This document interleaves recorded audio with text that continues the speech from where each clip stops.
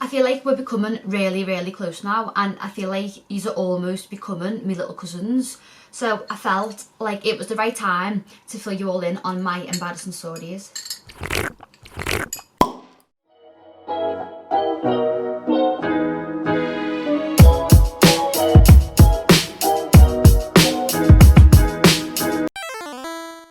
I have that many embarrassing stories, but it got to the point where some of them were that embarrassing, like I literally like somehow have blocked them up my mind. I thought I'd fill you in on them because as much as I get like so embarrassed about them, like me and my twin sister love nothing more than an embarrassing story.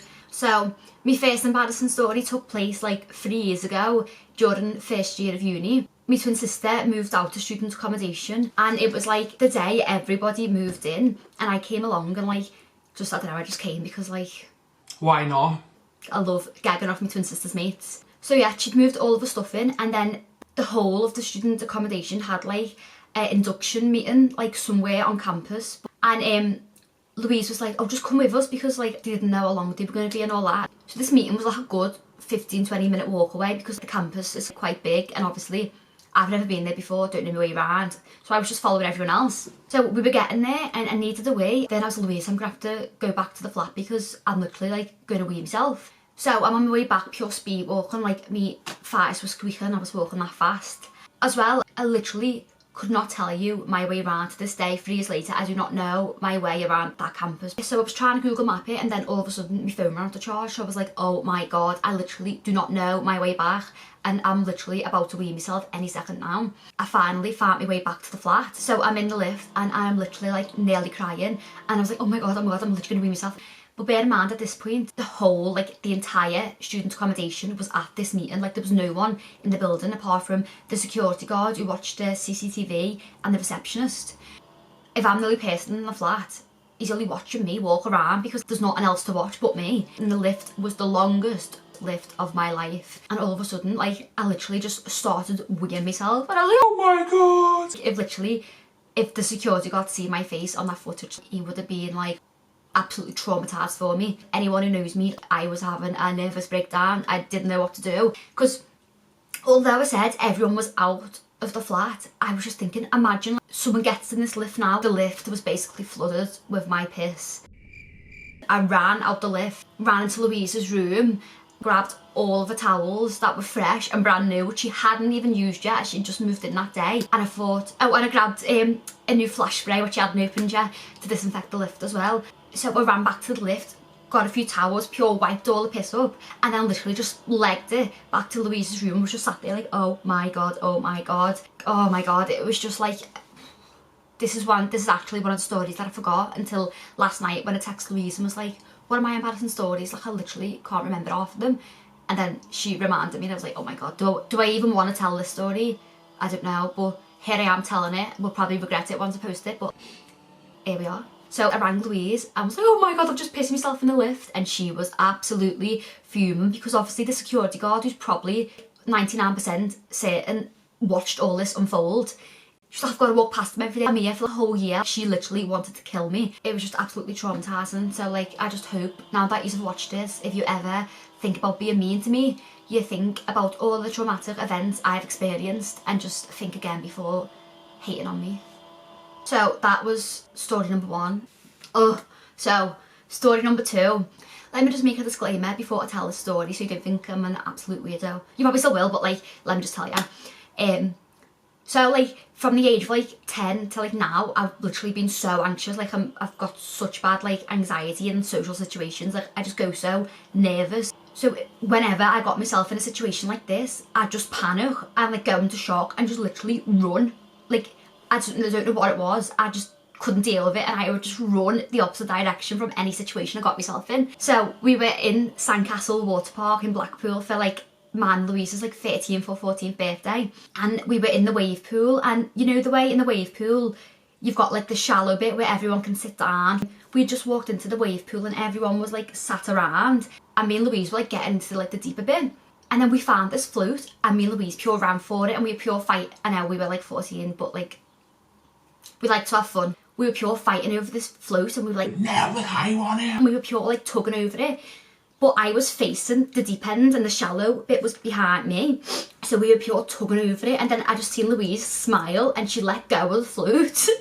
And as she let go of it, it was everything from now happened in slow motion. So I pulled it that heavy, I literally turned round behind me and started stumbling like that towards this row of people. The force was that big, I just couldn't like get myself back on my feet. I just kept stumbling and stumbling till eventually I landed on this old couple. They were about like 60. Obviously they were pure swimming shorts, bikini, naked, and I was obviously naked in a bikini. And I literally, no words of a lie, I am not exaggerating this one bit, I landed starfished out on top of the pair of them, literally skin to skin. And oh my god, it was the most traumatic. I know I said that was traumatic, but this was so traumatic because everyone's seen it and I literally landed on top of them. And I just, like, this sounds so rude, and I am literally like not a rude person, even though this makes me look so rude, but I literally just went into absolute like shell shock and just ran into the wave pool and ran towards like my sister and Louise. I didn't even say sorry, like honest to god, I went into that much shock. I literally just pegged it to the pool and was just like, oh my god, oh my god, oh my god, oh my god. And Louise was absolutely howling, like she was laughing so much. Oh, it was the funniest but worst experience of my life. So that was story number 2. Ugh, I hate this one. Oh, story number 3 literally happened like 2 years ago. I not but like applied for Camp America. I applied for the dance side of it, but like obviously Camp America normally only accepts people who have teaching experience in dance, or like they've got some sort of qualification or something, but I just really wanted to go. And no, I had no chance. But I just applied. I was like, I've just done dance in the past and was just hoping that they'd accept me. But anyway, I ended up getting an interview and he was like, so tell me about like your experience, have you done anything, like what are you proud of? So like background information, so a couple of years ago when I was 8 and I went to a dance school for a few years and we all went to London. I thought we danced on the West End. I was pure like, oh my god, I danced on the West End when I was 8, which obviously it was literally just some theatre. But that's not the actual embarrassing story. Wait for it. So I go, I think my biggest achievement is dancing on Broadway. And he was like, Broadway? And I was like, yeah, Broadway in London. Bear in mind, it's Broadway in New York. The man was just like baffled, like literally looking at me like this. I was like, yeah, Broadway. And he was laughing a bit. And I was like, why are they laughing? And I was like, oh, maybe I didn't dance on Broadway. Maybe it was just like some theatre and I thought it was Broadway. So all these thoughts started coming to my head, which made me 1,000 times worse. Bear in mind, obviously I've got no qualifications. I've only got literally that I used to do dance going for me, yeah. So that's the only thing that is gonna potentially get me this Camp America job. So yeah, so he was obviously thinking like, oh my god, she is a pathological liar. She's making all this shit up to get the job. But obviously in the interview, I was still like unaware why he was pure looking at me like I had 10 heads and why he was like laughing a bit. But anyway, he swiftly moved on from that and was just like, leave that there, because we were just both getting a bit confused and didn't get what each other was saying. But obviously it was just me that was fucking confused majorly.